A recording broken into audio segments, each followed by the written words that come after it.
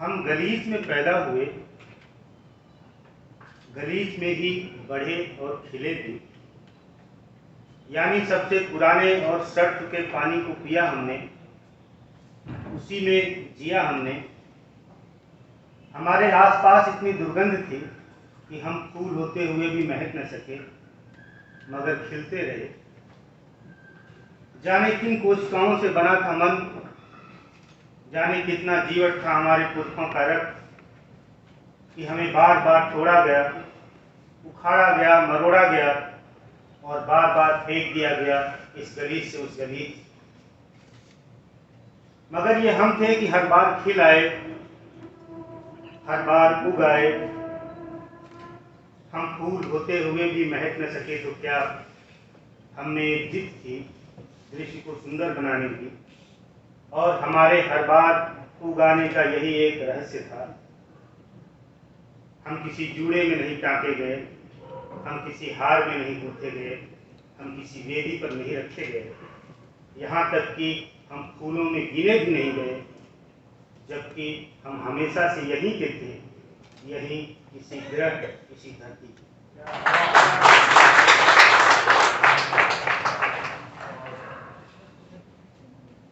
खुदाई। मस्जिद के नीचे मंदिर है, मंदिर के नीचे है बुद्ध की करुणा, उसके नीचे तुम पाओगे आस्था, सबसे नीचे मिलेगी तुम्हें मनुष्य होने की हार। मस्जिद के नीचे मंदिर है, मंदिर के नीचे है बुद्ध की करुणा, उसके नीचे तुम पाओगे आस्था, सबसे नीचे मिलेगी तुम्हें मनुष्य होने की हार। वर्तमान की छाती पर गिरेगा जब पुरातन द्वेष का हथौड़ा, इतिहास की आत्मा कांप कांप जाएगी। वहां मिलेंगी तुम्हें कुछ सड़ी गली अस्थियां, राख, धूल, चाकू, भाले, बर्छियां। वहां तुम्हें एक बुढ़िया मिलेगी, कटे स्तनों का खून धूप में सुखाती हुई और हम पर थूकती हुई। क्या तुम सब कुछ भी नहीं सीख पाए? क्या तुम्हारी घृणा के लिए इतनी हत्याएं, विफलताएं और त्रासदियां काफी नहीं? यह खुदाई जो शुरू हुई है पाताल तक जा सकती है। यह खुदाई जो शुरू हुई है पाताल तक जा सकती है। किसी भय से नहीं, विध्वंस की निरर्थकता के विवेक से कहता हूं, इसे यही रोक दो, इसे यही रोक दो, इसके पहले कि एक मलबे में दफन हो जाए पूरा का पूरा देश।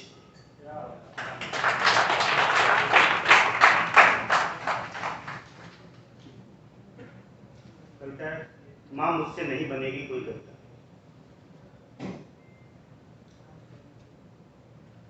इतनी अधिक पीड़ाएं हैं अभी, मां मुझसे नहीं बनेगी कोई कविता।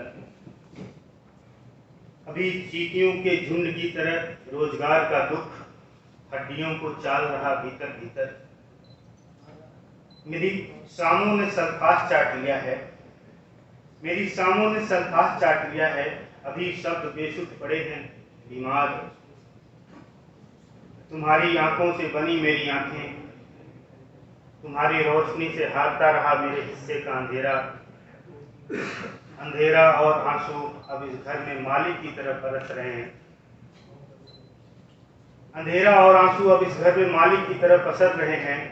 अर्थ खो रहे हैं, दिशा ज्ञान, मुझसे नहीं बनेगी कोई कविता। क्या यह तुम्हारा ही अधूरा प्रेम था जो मिला मुझे तुम्हारी गर्भ से? प्रेम जो भीख की तरह मांगता मैं बड़ा हुआ, उपकार की तरह पाया, और सबसे अधिक जरूरत पड़ने पर अगली जेब से तालाब में गिर गए सिक्के की तरह चमकते हुए खो गया। साथ ही खो गई मेरी दुनिया। अब मेरी चुप्पियां प्रेमातुर स्त्रियों की देह छीन रही हैं। मेरे बाजू पर इस अपराध से मुक्त होने की ताबीज बांधो मां। युद्ध हो रहे हैं मां, बच्चे मर रहे हैं। युद्ध हो रहे हैं मां, बच्चे मर रहे हैं, भूख से, बमों से और उपेक्षाओं से। उनकी भूख और चीखें देह में पुश्तैनी थकान लिए कुआं खोदते मजदूरों की तरह मेरी नींदों में उतर रही हैं सीढ़ी दर सीढ़ी। तुम्हारे सुनाए किस्सों के भेड़िए जीत रहे हैं, मनुष्य हार रहा है। तुम्हारे सुनाए किस्सों के भेड़िए जीत रहे हैं, मनुष्य हार रहा है। पृथ्वी घट रही है माँ, पृथ्वी माँ घट रही है। दुख मुझ पर बरस रहा अंधेरे आषाढ़ की तरह। तुमसे दूर इस निबिड़ में अकेले कैसे सकूंगा सब। अपनी साड़ी का एक टुकड़ा भेजो, सर पर तानूंगा तिरपाल की तरह। माँ कल समेट दूंगा ये बिखरे हुए सब। कीचड़ सने अर्थ और गीली पड़ी दुनिया। इतनी पीड़ाएं हैं आज मुझसे नहीं बनेगी कोई कविता।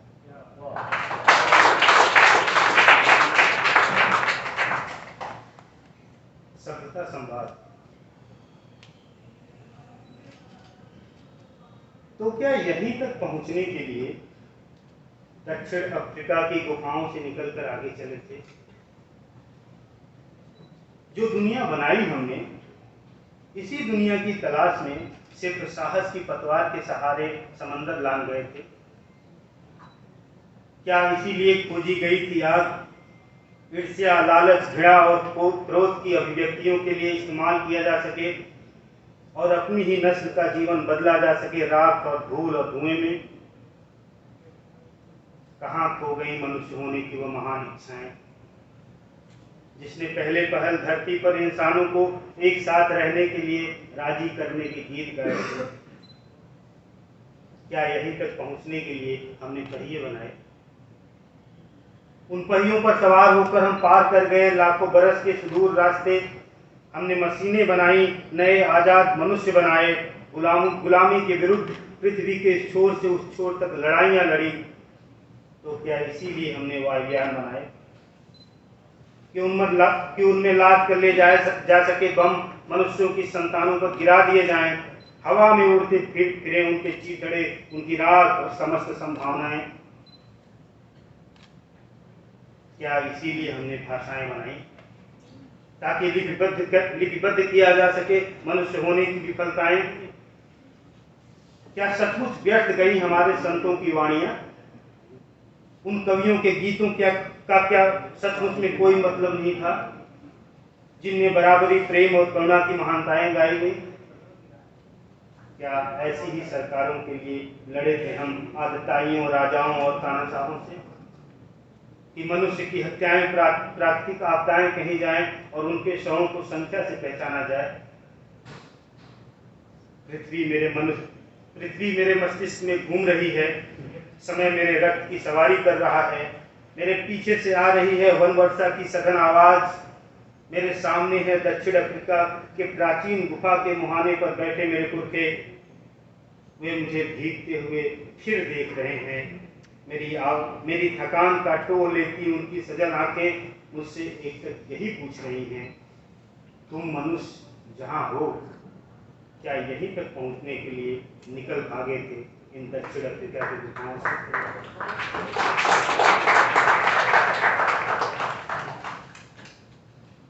आखिर क्यों? बहुत मामूली सी चीजें चाहिए थी उन्होंने।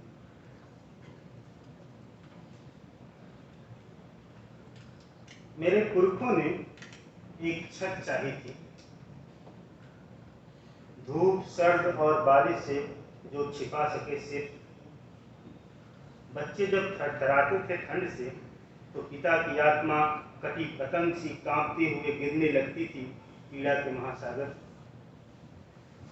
खेत का इतना भर टुकड़ा चाहते थे वे कि मुट्ठी भर भूख की मक्तल नुमा हवेली पर बधुआ हुए बगैर परिवार को जिंदा रखा जा सके और न्यूनतम आत्माभिमान का सौदा कर लाए अन्न से बच्चों की क्रूरतम मृत्यु को स्थगित किया जा सके। जबकि वे जानते थे मनुष्य के नंगेपन के आगे देही का नंगापन कुछ भी नहीं, फिर भी बच्चों का, बीवी का तन ढक जाए कि सभ्यताएं बची रह जाएं नंगी होने से, इतना बड़ा कपड़ा चाहा था मेरे पुरखों ने। कुछ एक थे जिन्होंने इन सबसे उबर कर एक देश चाहा था, कोड़ों से कत्ल हुए बगैर, जिसे वे अपना कह सकें, पर धर्म की आग पर पके अजन्मी पीढ़ियों के गर्भ से सुखाए शराबी की उल्टियों की तरह तुम्हारी सभ्यता सदियों दूर से गंधाती है मुझे।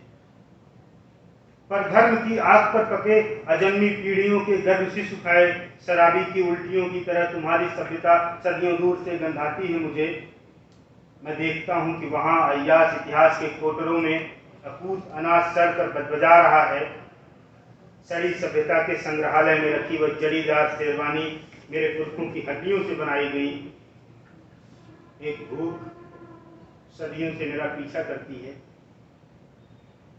एक आदिम करास सीने में सारंगी की तरह बजती रहती है।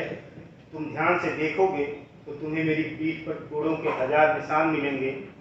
माँ कहती है जन्मजात है ये निशान। भूख भर अन्न, धूप भर छत, प्यास भर पानी, बहुत मामूली सी चीजें चाही थी मेरे पुरखों ने, पर घृणा के मवाद का खाद पाकर लहलहाती हुई तुम्हारी सभ्यता ने उन्हें भूख में डुबो कर मारा, पानी से बांध कर मारा, इतिहास की छत बनवाई और छत में चुनवा कर मारा। ठीक है, ये कविता तो हिस्सा पहला चुंबन।